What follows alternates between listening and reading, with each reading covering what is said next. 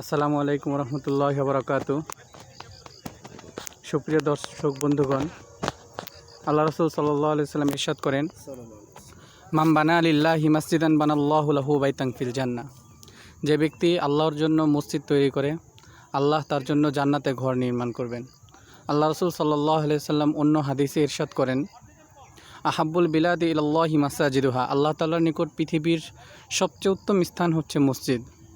তা আমাদের সম্মানিত স্যার আলহাজ মঈনুদ্দিন আল মুক্তাদির বিল্লাহ স্যার এখানে মসজিদ, মাদ্রাসাতুল আমানা এবং মসজিদুল আমানা করার জন্য, অর্থাৎ এই পুরা এরিয়ার নাম মদিনাতুল আমানা হিসেবে স্যার এখানে জায়গা কিনেছেন। অল্প কিছুদিনের মধ্যে ইনশাআল্লাহ ভিত্তিপ্রস্তর করবেন এবং কাজ শুরু করবেন মসজিদের।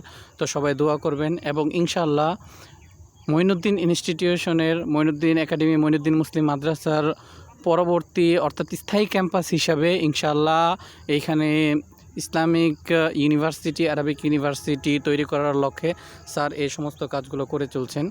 তো আপনারা সকলে দোয়া করবেন এবং আমরা দীর্ঘদিন পরে একটি শিক্ষা সফর বা শুভেচ্ছা সফর, যেটাই বলা যাক, আমরা সফরে এসেছি। আর সফরও কি তাতুম মিনান্নার, সফর হচ্ছে জাহান্নামের একটি টুকরা। অর্থাৎ সফর যেভাবেই হোক না কেন এখানে কিছু কষ্ট আছে, কিছু কষ্ট থাকবে, কিন্তু এর মধ্যেও নগরী জীবন থেকে মুক্ত হয়ে এই যে শহরে এসে, শহরে এরকম একটা সুন্দর পরিবেশ আমরা পাচ্ছি, আপনারা দেখছেন। আসলে এটা অনেক বড় একটা ভাগ্যের ব্যাপার।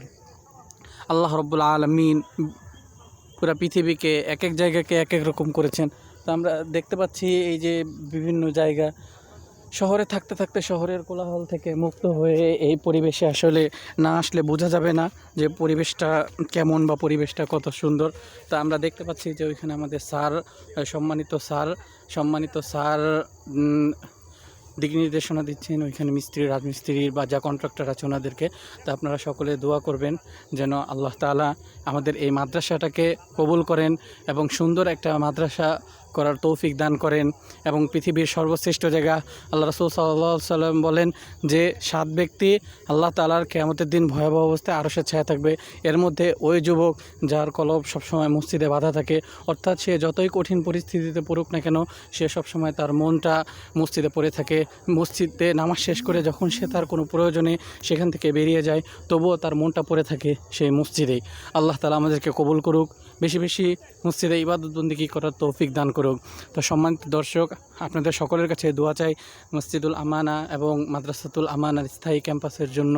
তো এই আর কি। আর সবচেয়ে বড় কথা হচ্ছে যে আপনারা যখনই সময় পাবেন তখনই কম বেশি যতটুকুই হোক আপনারা সফরে বের হওয়ার চেষ্টা করবেন।